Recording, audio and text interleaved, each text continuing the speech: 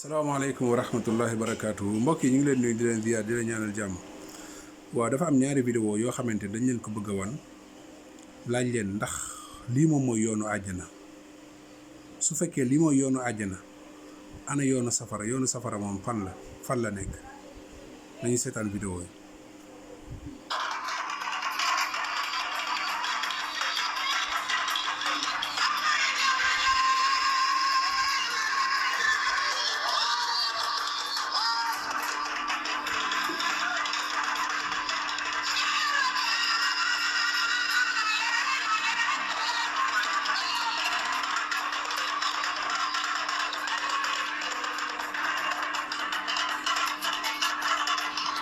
ndeysaan mbokk yi lii dañ koy rusa wane sax yàlla xam na ko yow mi nga xamante ne yow yaa koy teg pour nit ñi xool ko wallaahi la da ngay rus sax waaye lii lépp pour décourager loo nit ñi wan leen ne leen gis ngeen ko tarixa yi ngeen topp lii la lay yóbbee.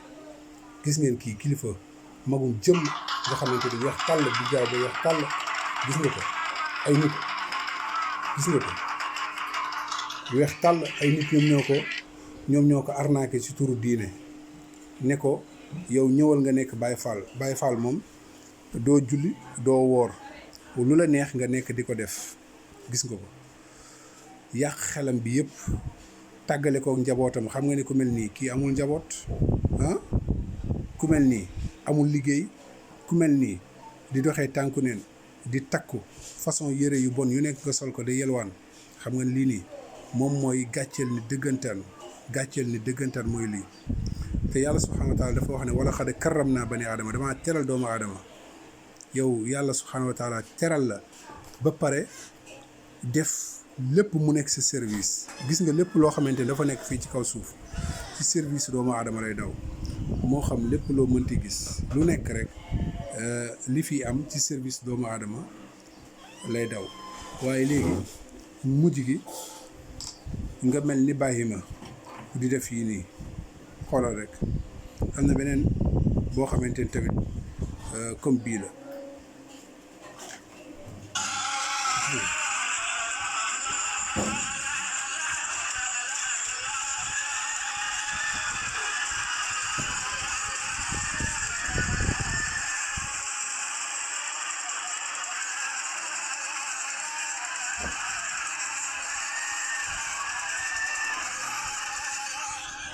gis nga ñi ngay gis nii ñoom la ñuy wax waa faydu bi nee na ñoom ñoo yor li gën a fort ci tarixa tijaan. ñoom ñooy waa faydu bi laa ilaaha illallah.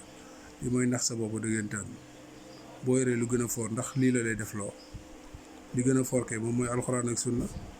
du la def loo lii de yëf yi ñàkk fayda yii nii nga taxaw ci digg mbooloo mi di fecc ñu lay filmer ba pare la nga koy def ci turu diine ba pare ñu ne li may faydu.